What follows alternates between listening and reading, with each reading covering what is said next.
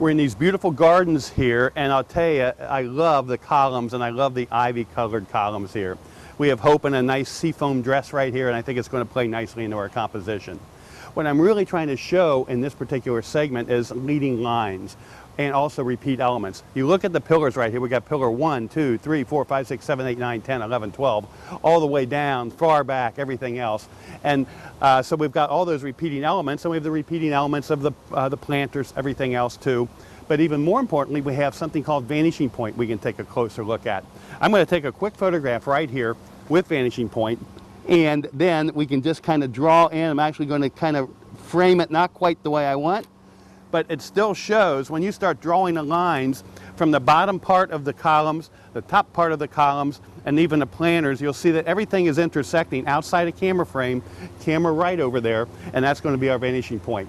So here I'm deciding to put my subject in which position relative to the vanishing point. She's actually opposite the vanishing point here, which is really a nice way to really pose your subject up when you're using something like all these repeat elements. So repeat elements a lot of times will indicate vanishing points within the same photograph. Okay, so now another amazing thing about this location is the lighting. And whenever you're working in a location, where's the brightest part of the scene? Well, the brightest part of the scene, you might think, well, it's the open sky. It's not in this case here, because when you look out at the open sky over, or look at the area right here, there's a lot of tree cover here, everything else is going on. So even though we got the sky going on up there, that is not our main light source. The brightest part of the scene is the concrete right here where the sun's hitting it. So our light source is actually coming from the white concrete, coming up, hitting her face.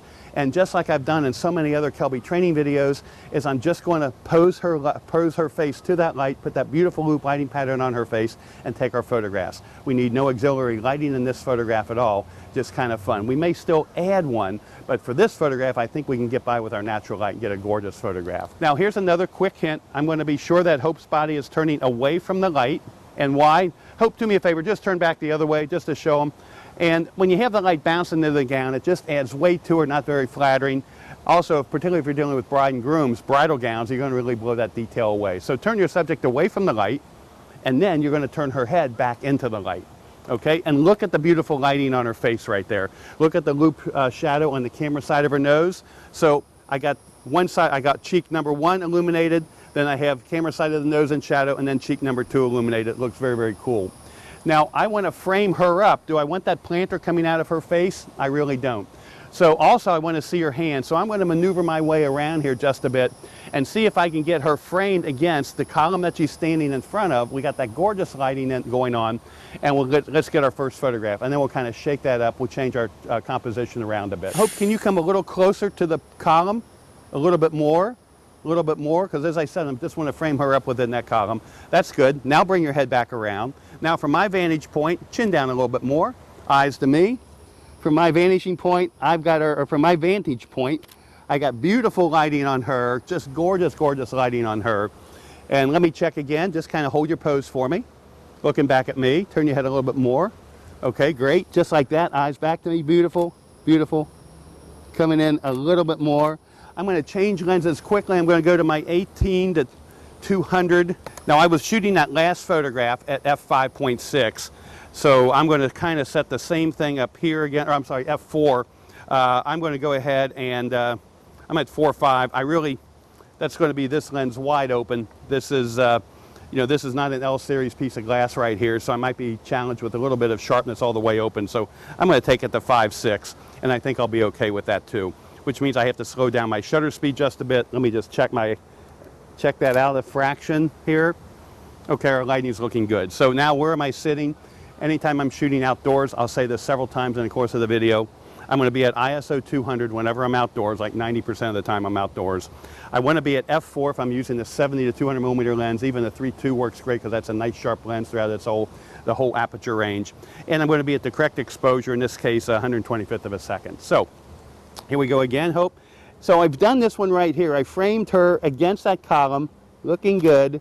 And now I want to do a full length. And now what I'm doing is full length on her, and I'm actually showing the vanishing point, so you'll see the eyes traveling off in the distance with the repeat of the columns and also the vanishing point heading in that direction as well. And I think that gives us a pretty cool photograph. Still framing her up Framing's another thing we talked about. Still framing her up against that column. I think her dress plays beautifully color-wise against our location here. Here's another thing. Hope, instead of having the hand this way, let me see the side of your hand. Not quite that much. I'm seeing to the back of the hand. Right there. Kind of hold on to that thing. Yep, there you go. That's just a kind of another thing. You'll hear me reference this. I don't want to shoot into the palm or into the back. I always want to shoot into the side or the side of the hand. It just makes the hand more narrow. Okay, perfect. Turn your head away from me a teeny bit more. Right there. Plenty of light on her face. No smile. So I've gone tight. Now I'm going long and wide. Now I'm going super duper close. But if I go super duper close, what happens is I cut off her arm. So if I've cut off her left arm, we call that amputating the arm. I never want to amputate body parts, but if I want to do that close-up photograph of her face, I'm just going to have her bring that other hand holding onto the thing, the vine. But again, here we are into the side, roll it around, just our bent in the back, they roll it around a little bit in the hand the other way. More. Let the index finger kind of go up a little bit more. Let's get it very graceful. Turn your head a little bit more into the light. Okay, now this gives me the opportunity to go much tighter on her, just right in here, just like this. And this is more kind of the interior frame, but we got really, really pretty lighting coming in on her. So, and now I could even come in even closer maybe. Beautiful. Just hands around your face now. See, she's turning this way. She's hitting a great pose for me, but I'm losing my light. And you know what? In all those Zeiser Kelby training videos, I'm always talking about loop lighting patterns. So I am going to kind of instruct my model to turn into the light all the time on these. So, okay, here we go. Eyes to me again. Turn your head a little bit more this way into the light. How about just hands in the, kind of framing your face, just kind of, that's it. Yeah, flatten that hand against just a little bit more. Turn your head a little bit more for me. There we go. Just lose the hands altogether. Turn your head this way. Oh, don't, same pose, just head and shoulder shot. Turn your head more this way. Good, good, good. Let's go horizontal. We can pick up some of the distance there. Let's get this hand a little bit easier on the, and a little bit lower on the hip, I'm thinking. Perfect. Let the other hand grab onto the, whatever that was. All right, turn your head again. Turn your head even more. I want to be sure I got light on her face. And what I'm doing is I'm coming in here, and now at 24 millimeters, so the wide angle lens is even accentuating my, my vanishing point. So just check that out. Because we have such a pretty area here, this area can really handle the wide angle lens. I think we really got a nice collection of photographs in this location. Where we're working right here, there's several other cool places, both indoors and out.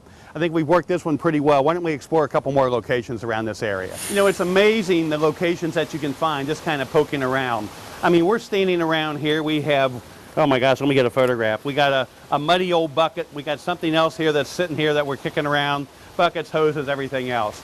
So not the prettiest of locations. We got all these pipes here. And even when we look into our location here, still not the prettiest, is it? We got water here. We got junk in the water. We got some pipes in the background. We got some piece of plywood way back there. It looks like, my gosh, how in the world could we ever get a photograph here?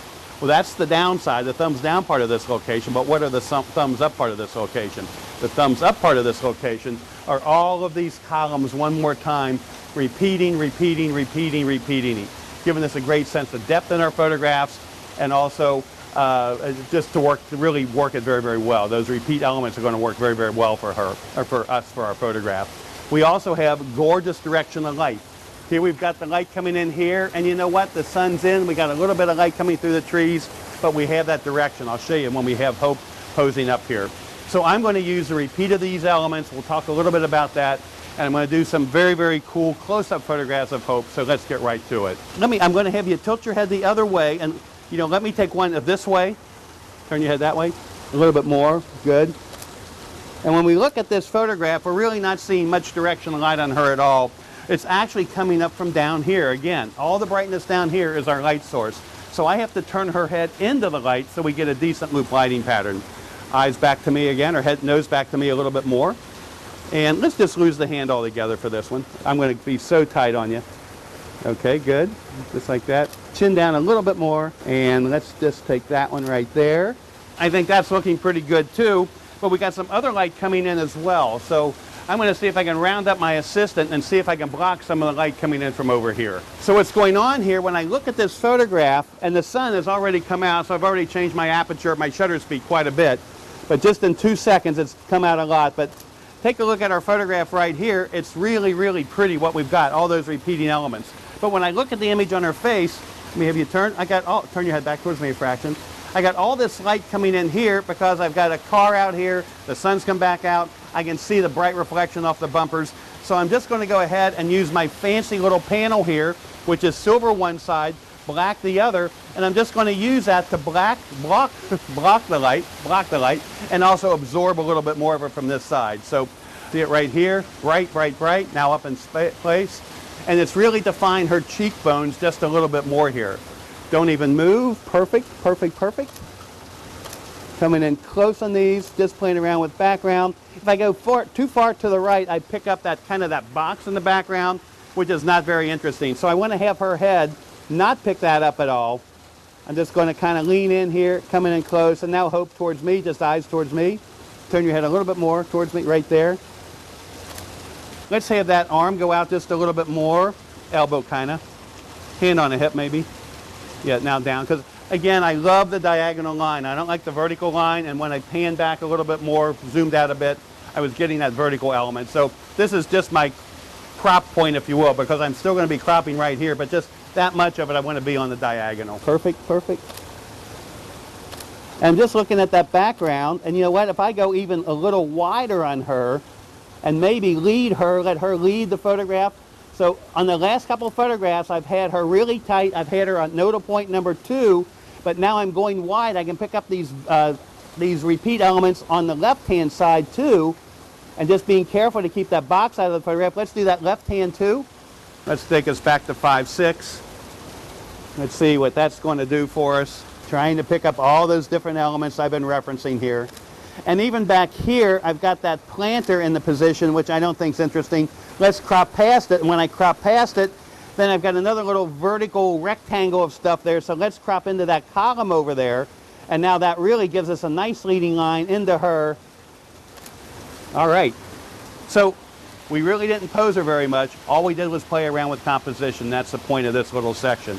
The other point is we can take a noisy, not too pretty location, and we can get some magnificently beautiful images of our subject. So let's see what else we can find around here. All right, this is an unusual feature. We got all the water streaming on down here, and I can take a quick photograph. I've got Hope at the far end, just a simple photograph. And my exposure right now, I mean, I got a couple of things I can do here. Let's say I'm shooting at whatever, f/16 at, an 80th of a second. And actually, not a bad guess. It's good enough for our comparison. But look at the water in this photograph. The water is stopped action, more or less. And water always looks its best when it's kind of blurring, when it's flowing, doesn't it? Well, how am I going to get that to blur? I've turned off highlight tone priority on my camera, active delighting on the Nikon, and that lets me reset my camera down to 100 ISO. Now, to slow this water down, I need a really, really, really slow exposure, shutter speed. That means I need maximum aperture here, and maximum aperture is going to be 36, f36, teeny tiny. And if I'm at f36, what happens here? Well, I can go ahead and now take a photograph, and it's telling me about a 13th of a second at f36. Let me signal Ladon, who is on 8th power at f16. Now I'm at f36, so now I'm going to signal her full power. She's kicking up to full power. Notice how close she is to the model, but I'm really shooting this really racked out to 200 millimeters right here, so I really can't see her. Okay, so we're going to do it again. I've cropped her out, good. And now even at that, we got nice lighting. Let me get a couple, be sure we're nice and clear here. All right, we'll see what we got. We're on the famous staircase at this particular function hall we're working in right now. And the thing is look at the lines happening here. The railing coming in here, swooping in from the right-hand side. The other two railings on the left-hand side. The two railings in the background just kind of coming down, giving this a V shape. The problem is we're photographing here midday, and I bet this is really pretty at night when you don't have the light flooding into this ballroom, and you got more of the tungsten lighting just coming in here, and then really making this not get so dark in the background. Because I've got extra lights firing there, and what's happening is we'll have to show the before and after, because I've really gone to a little extra trouble to really light up the background for our daytime shoot. So instead of turning everything off, we'll do that when we wrap it up. But let's go ahead and just get a couple photographs. I've got LaDon. We're going to kind of iterate through a couple lighting things here too, again, to enhance our composition. So Hope's just going to strike a regular old pose. Let me have that hand. There you go. I'm going to go a little bit low, that one thing there. Everything's now leading to her. I'm going pretty wide here, pretty wide. And I've got that kind of statue thing happening right here. I'm thinking, do I really want the statue thing? I'm probably going to crop it out, because I still like all the other old world things happening here, but the statue isn't doing much for me. Okay, now the other thing is I have an interior frame that now you can see as well. We've talked about it a lot of times, but now the interior frame, I'm going to position her at nodal point number 1 of this interior frame. I think I'm also just going to zoom in enough just to kind of frame it up here. Here we go. With this wide angle lens, I'm definitely stretching out Hope's limbs. But you know, now the next thing that I'm seeing that's distracting to me in the composition, and I've said it several times in our video here, is I tend to iterate towards a photograph. What I'm seeing here is I'm seeing this ceiling, this tile ceiling all lit up. So instead of letting LaDon illuminate Hope with the umbrella, let's go ahead and go back to koozie light lighting. So let's lose the umbrella. She'll put our beer koozie on there. And we're going to take the wide angle diffuser. That'll tuck back in there. And since we lose 2 stops, she's going to have to power down her light source right now, which was at 1/8 power, I think down to, I think you were on 32nd. Huh? So we'll take that down to a 32nd power. And what will happen then is I'll be able to include that ceiling, because I do like the diagonal lines that I have up here, but I won't be putting any light and drawing the eye away from our primary compositional person, Hope, in our photograph. So ready to go? She says we're ready to go. So now getting the ceiling in place again, positioning her on that back nodal point. And now when we take a look at our photograph this time, I don't think we reset our power. Let me try one more time here. Go to 64th and back away a whole lot too. So here we go again, right here. And I think we've got it nailed. It is one pretty photograph with her arms flowing, Hope's arms flowing. We got the background illuminated beautifully here. We pulled a lot of the tension off the ceiling above, and to even verify that I want it off the ceiling, kind of point more at her hips a little bit more. That'll help us a little bit more too. Again, that same easy pose right here. Good, good, good.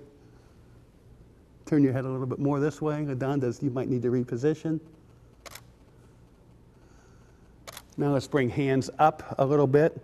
I'm just dropping her within nodal point. This is interesting. I'm dropping her within nodal point number 4 of my exterior frame, and then I'm putting her in nodal point 1 of my interior frame. So it really gives us kind of a neat feel right here. We've got the light, everything's kind of happening here. Let's go ahead and just crop in a little bit tighter here. Let this hand come up on your face a little bit. That's not looking too bad for me. I kind of shot a little, turn your head even more. Let that hand get skinnier somehow. Yep, there you go. Let the other hand come up too, or just, yep, there you go. That's good. Turn your head this way again. Flatten out the right hand. Let it go under your hair a little bit. Flatten it out some more. Yep, there you go. Turning your head that way. Hang in there. Let's see how that's looking. I think it's looking like way cool for our portrait here. So again, we've got her somewhere around nodal point number 4 within the exterior frame, and then we got her on nodal point number 1 with respect to the interior frame. We're just going to do a quick photograph here. I think it's kind of interesting. In our background is actually a ballroom that hasn't been set yet, but because it's kind of camouflaged by all this grill work, everything else in the back wall, you really can't tell that. But I think what's really making a nice background, and that would be our topic here, is background selection. We've got all the chandeliers lit up. We've got all these other little balls of light around. Maybe it'll just be kind of a cool little spray of color in my background for them, just in kind of a playful pose. So I'm going to let Ben just kind of dip Hope in just a bit. We've got LaDon with the light coming in over here. And notice I take this photograph right here. She is going to be broad lit, which is not going to be my favorite thing here. So if I just turn her head this way, even more, chin down a little bit more. Happier now, need best smiles here, good smiles. And now we look at that. That's just kind of a fun shot of the both of them. Hold that pose. What's going on is I got Ben a little bit behind her. We're getting her shadow on his face a bit. Ben, you need to come forward 1 inch. Another inch. There you go. So remember, always the person on the opposite side of the light has to be able to be seen by the light as well. I'm going to back up here just a little bit more. Lets me just kind of zoom in a little bit more. Happy, happy, you guys. Good, good, good. And put your hand around her waist a little bit more, Ben. Yep, just right there. Grabbing on, fingers together for me. Again, happy, happy, you guys. And you're going to turn your head even more, Hope. Yep, Don, play that loop angle on her, loop lighting. Again, happy, happy. All righty. And we got kind of a cool photograph of the both of them. So we're just walking through this area. Nothing's set, but you know what? You got to pull off a quick photograph. You got one right here. All right, we're in this other area of the aquarium right now, and again, we got kind of a nice curving line behind us here. We got the repeat of some of the columns looking cool and everything. We've even got the curve of the floor, even though we have, you know, the 12 by 12 tiles here, but it's still kind of curving along with that line down there. So we're really getting a sense of curves in this particular location. Now, what I want to demonstrate here is not just composition, but how composition and lighting can really bring this whole photograph together. And I think it's amazing, too, because when people are out there shooting, you know, they just shoot through their umbrella. They think it's the only way to light. Or they're just shooting without the umbrella or whatever. So we're going to go through, I think, three or four different lighting situations here, same crop on everything, and let me just show you how you can really range how these photographs look by just changing the lighting. And what, are we changing the composition? I think so, because we're really changing how the viewer is going to find their way to our subjects in the scene right here. So we're using lighting actually in our composition here. So we're going to start out just shooting through my Zumbrella right here. I've got the wide angle diffuser on my flash to give me maximum cone of light coming through that thing. I think we're good to go. You should be on about a quarter power maybe. I'm sitting here at 50th at 5.6 ISO 800. And we have our couple right here. Again, the big donors at the big fundraiser here this evening. Okay, and let me get this one done right here. I'm just going to do a 3/4 length crop. And as far as their positioning, they're almost dead center in the viewfinder. And I can live with that, but when I look at my photograph, I see these little flying saucers above their heads. Those are the lights in the background. I really need to know that, keep an eye on it, duck down a little bit lower, and hide those behind the couple. And come in here a little bit closer here. And I think that's not looking half bad. I could even fire another strobe over here from the back to light them up, but let's not bother too much with that right now. Okay, but what's going on is that the umbrella is really illuminating my pillar, my column right over here. So this time, let's go ahead, close the umbrella, and I'm going to do what I call zooming the flash. You can actually take the back of the flash. Let me have the flash 1 second. You can actually take the back of the flash right here, and there's the zoom control right there. When you press that little zoom button right there, then the thing starts blinking up here. You turn the dial, and you can zoom from 24 up to 105. There's 35. I want to get it back up to 105, which is the smallest cone of light coming out of here. So we're good to go. We're at 105, a very narrow cone of light. It's basically showing me the same field of view that I would have with a 105 millimeter lens on my camera. So imagine that when you're zooming in with your camera lens, you're at 105, you're putting a much smaller cone, you're capturing a much smaller area. We're doing the same thing with our cone of light here. Now I'm hoping that with that smaller cone of light, we can pull the light off of our pillar right over here. So same thing. Now remember, we gained 2 stops without the umbrella. We were at quarter power. Now we have to kick it to 16th power. We get low, same kind of a composition thing we had before.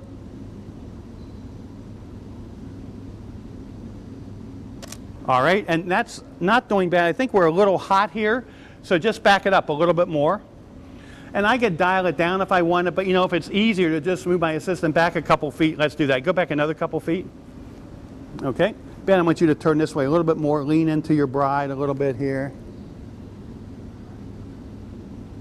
Okay, here we go. Ben, turn even into her some more. Nice and tall for me, okay. Pull a little closer together here. I'm kind of getting into my couples posing here. Okay, good, good, good. And I think that lighting is looking pretty good on the both of them. I'm going to slow down my shutter speed to a 20th of a second, redo it again.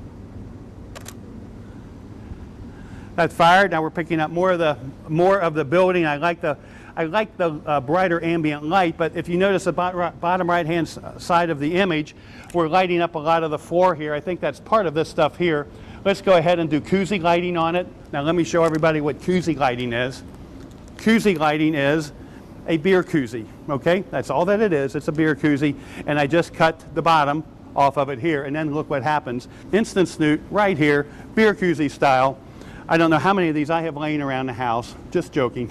but what it's doing is any of the light, the extraneous light coming off the side here is now going to be just funneled right onto both of them. So, okay, so we're good. I'm going to let you just point the light right back at them, and then we should keep any other light away from this at all. So anyway, let's go ahead, set it up one more time here.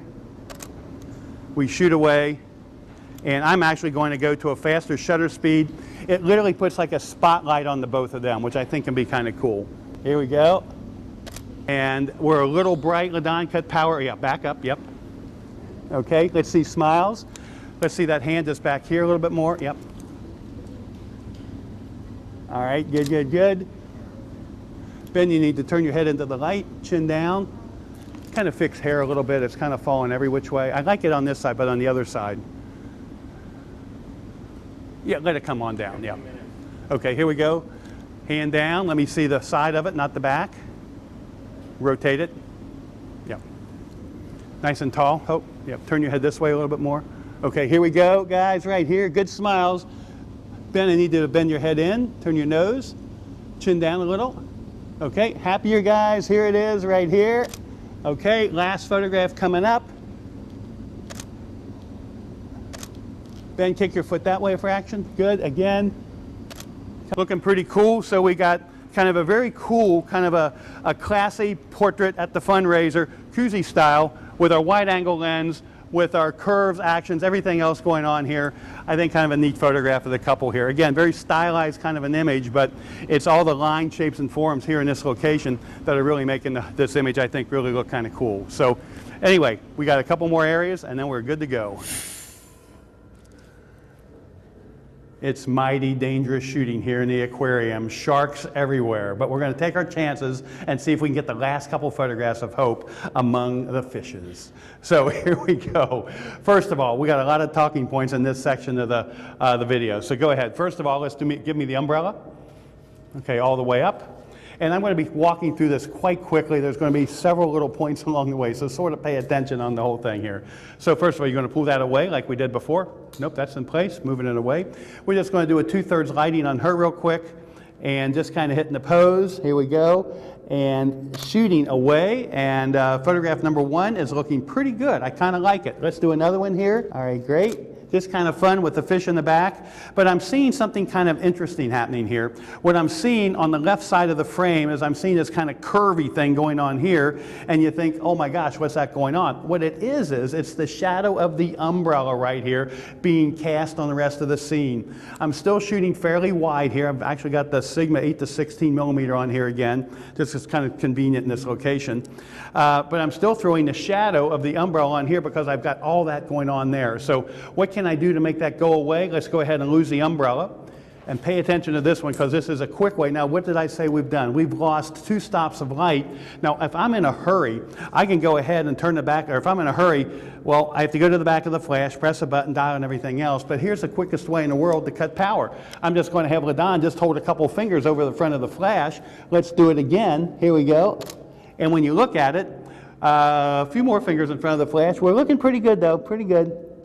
But the main thing I wanted to see is that we don't have any shadow of the umbrella right here, but we still got nice light on her. Kind of cool. I could go ahead and I'm shooting right now at 800 ISO, f5.6 at 100th of a second, and I think that works out okay. You know, I've still got kind of some dark shadows on this side of the face.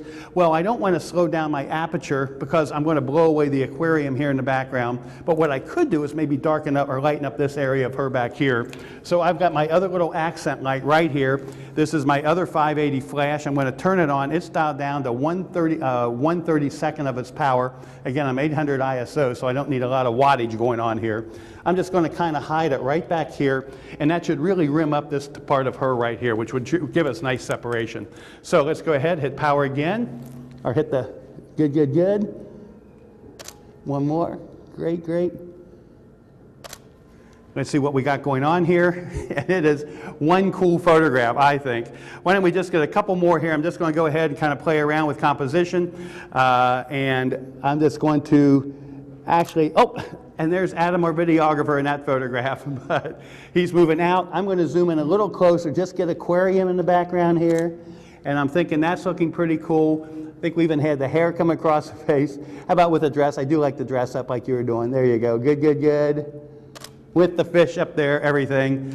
Turn your head a little bit more towards the light. Sorry about that. Chin down. There you go. Ladon, oh, come back a bit. Okay, we good? All right, good, good, good. Right there. One more, one more. All right. And Ladon, our light is way high. We got to lower it because I'm way low. Okay, again, here we go right here. And I think that looks very, very cool. Maybe just change, put her on the left-hand side, move it around, change composition around a little bit more. Again, here we go. Head that way a little bit more. Good, good, good. Dress one more time. Okay, great. All right, right there. I think the lighting's looking kind of cool here. The accent light really kind of separates her from the background. So we got a couple very, very cool photographs of our model among the fishes. So here shooting at the aquarium, lots of different angles to shoot in, lots of different ways we can really bring the whole compositional elements together to create some very cool portraits for our subjects. We now find ourselves in this beautiful home with these staircases, beautiful sweeping staircases on either side. So I think this is a perfect opportunity for us to talk about symmetry in our composition. I'm an engineer by training, and I'm kind of into these symmetrical kinds of things. You know, what's on one side is on the other side. So let's go ahead and just set up a simple photograph of our Hope and Ben right here. Let's consider them like Lord and Master of the Manor here and so forth. We're just doing like a portrait, maybe in a very elegant, formal portrait of both of them, maybe in their brand new home. So for symmetrical composition, basically, they are dead center in the composition. No more rule of thirds, anything else, bullseye for them. But what this location really does, it really challenges us to, well, it's easy to just take the photograph. Let's just build it. Let's turn flash off completely. And let's just build it from no light at all. You guys just kind of hanging in there, looking back. And Ben, you're going to turn your head this way. Yep, chin down a bit. Little smile all the time for this. More teeth, more teeth. There you go. Okay, just one shot right here, just dead center composition. And when we look at it, you can see it is pretty bland, not much going on. So now let's start to bring the lights in. But you can still see, I think when looking at it, you can still see that there's something cooking here. We have the swoop of the left staircase, the swoop of the right one. We got this kind of neat detail work up here. I was a little bit worried about our space here because you encounter this the minute you walk into the door. It's only about maybe 6-7 feet to the first set of steps right here. So I pulled out my super wide Sigma lens again, the 8 to 16 millimeter. I am at 8. I wish I could back up a little bit more, but I'm going to do it. So again, one more photograph right here. Okay, and everybody looking into the camera all the time. Okay, looking at the camera, always smiling right here. Okay, and we got that one right there. Now let's go ahead and start adding light to it. So I've got Ladon, we're going to shoot through. We're just making this very portable again today, so we're going to use my shoe mount flashes here. Yeah, go ahead. And she's got the wide angle diffuser in place, but I have to back her up quite a bit because I'll take a photograph otherwise. I mean, you saw from the previous photograph, I'm literally grabbing, you know, past these stairways. So she's going to back up quite a bit. I think you're on 16th power? Yes. She's on 16th power. I need to explain why, because I'm now sitting at ISO 1600 on my camera. Why am I at 1600? Because I'm shooting this at f5.6. And at f5.6, even at 1600, I only have a 1/13 of a second shutter speed I'm using here. You're thinking, how in the world are you hand holding that at a 1/13 of a second? Actually, the wider the lens you use, the slower the shutter speed you can actually get by with. The rule of thumb is 1 over the focal length, and that should be as slow as you can hand hold something. So if I'm shooting at 8 millimeters, I should be able to hand hold the camera at 1/8 of a second because of everything going on, the smallness, whatever it is, whatever it happens to be. This is not image stabilized, by the way, but even at a 1/13, I think I'm good to go. The other thing that's going to happen too is that when the flash illuminates the both of them, the flash is going to freeze any motion from the both of them anyway. So let's go ahead. So part 2 of this, that's exactly right. And Ben, I need the good smile. Okay, good, right here. Let's get a little bit at the top, and here we go. And this photograph, well, you know what? It's lighting them up, but if you look closely, the other thing it's doing is it's lighting up the right half of the image too. Why is that? It's because we're going through the umbrella, we're in these very, very tight spaces, and anytime I find myself in an extremely tight space, I'm going to have to alter my lighting. And that's when I'm going to start using the Kuzi lighting or use the the Rogue Flash Bender, whatever. I just want to put just that smaller cone of light on the both of them. So what's that going to do? It's basically going to keep light off the surrounds. So we're going to go ahead and we're going to reduce it, close up the umbrella, just slide it back in, get it out of the way. We're going to put our beer koozie on there. Okay, so we're good to go. We are at 16th power, now we're at 64th power. Let's go ahead and do this. And just feather it a little bit to Hope's side, because now when I take our second photograph here, watch what happens. And what happens is, because the cone of light is so directional, I'm actually lighting up the left side of the staircase, and we just had the problem with my light over here lighting up the right side. Now because of our koozie cone lighting, we're lighting up the left side, so I'm going to ask LaDon to direct it more towards Ben, our groom, and keep it high. Oh, take it low again too, because I want to show something else too. A little lower, and go around to the right just a bit more. Okay, because another thing you have to be very careful about on this photograph right here, with the lower light, go around even more, and you can see it better right there. Let's just try that right there. Okay. Okay. With it coming in right there, I actually have Hope's shadow. In the previous photograph, you saw her elbow on the staircase right over here. So I'm actually letting LaDon kind of cheat towards me just a bit. We have to get the light high enough. I actually want it to fall down behind that curve of the staircase right over there. That's where I want my shadow to end up. So what do we need to do? Take the light off of Hope just a bit, put a little bit more on Ben so we can even out our lighting on the whole thing right here. All right, good, good, good. And let's see what we got here. It can go even a little bit more to the right. Okay, because one more time it lit up that left staircase. Here we go again, happy guys. And now that's not half bad. We're a little bit heavy on the right-hand side, so just a 1/4 inch back. Okay, good, good, good. And again, I know this is more of an excellent map. I think you shot over their heads this time, so I need you to point it down a little. All right, good, right there. And that's looking pretty well illuminated, just a little bit more to the right. So now we're just going to get a couple of them. Good smile. Hope, turn your head this way a little bit more. Good. Happy, happy, everybody. Good, good, good. Okay, so now we have just a nice portrait of the both of them among the symmetrical surrounds of the staircase. Why don't we do one more enhancement? Why don't we throw a backlight on the both of them? I've got one sitting back there on a table. It's just another little 580 flash. I'm going to go turn it on right now, and let's see how that enhances our photograph. Sitting right here, and I've already got the power set for an 1/8 power on this thing, which should be enough, I'm thinking. It should be plenty bright, particularly considering our 1600 ISO. It's set here. LaDon, you're going to be the same thing. I'm going to frame them up the same way, and you're good to go. Okay, and here we go. Happy again. Here we go. All righty. Shooting away, and I'll tell you, I think that's looking pretty cool. In fact, I'm getting a little hotness on the ground right here, so let me just direct. I got to come in straight at him. Let's suppose that I just point it a little bit off of the ground a bit. I'm also going to check, yep, the zoom range is fine. I'm just going to go up one little notch here so I can basically just keep it off of the ground. We'll see if that works a fraction for us here. So it's pointed up more at them, a little less on the ground.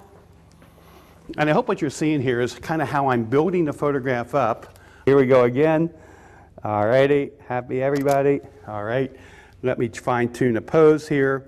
That literally lit up the top part of them. I can do one more adjustment on this whole thing. All these flashes actually have a zoom control on them.